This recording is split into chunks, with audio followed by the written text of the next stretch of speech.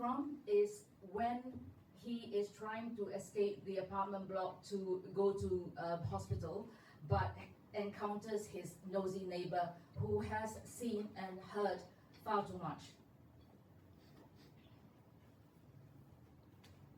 Okay, I'm not an actor, but I'm going to try to perform my work. Marcus goes alone to the minor injuries unit as Sahil is at his classes. He does not want a chaperone.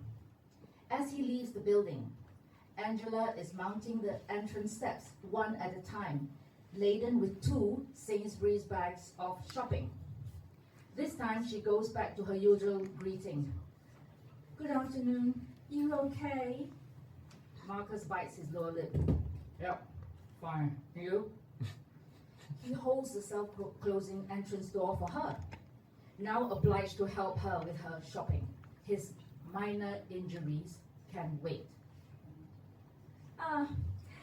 Could be better. She chuckles absent-mindedly. She's had her hair done, he notices.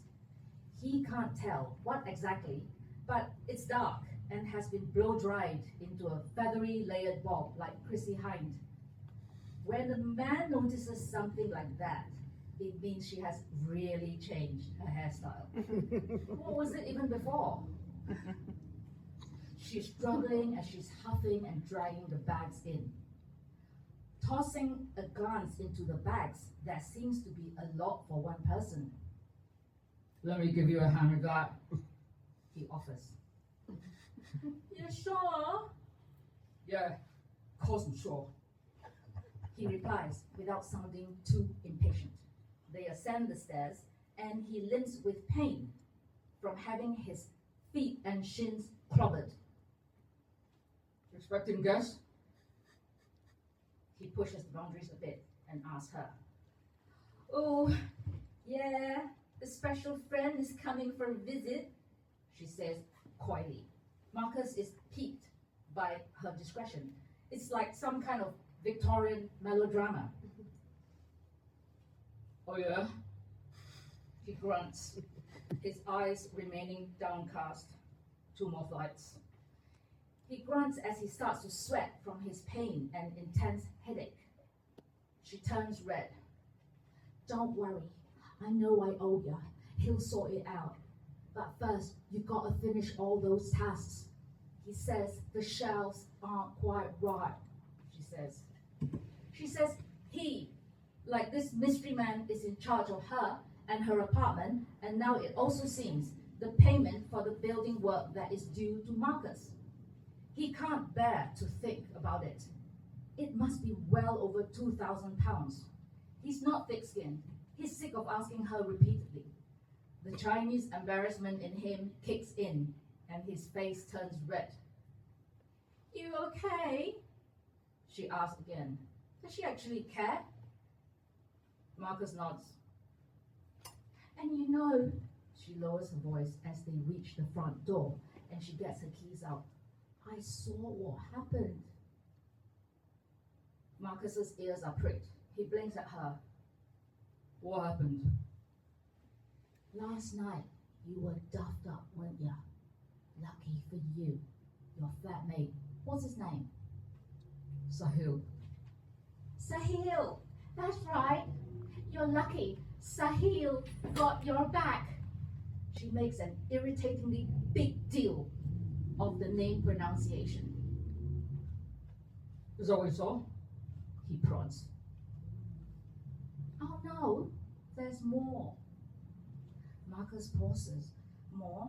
He wonders what she will say next.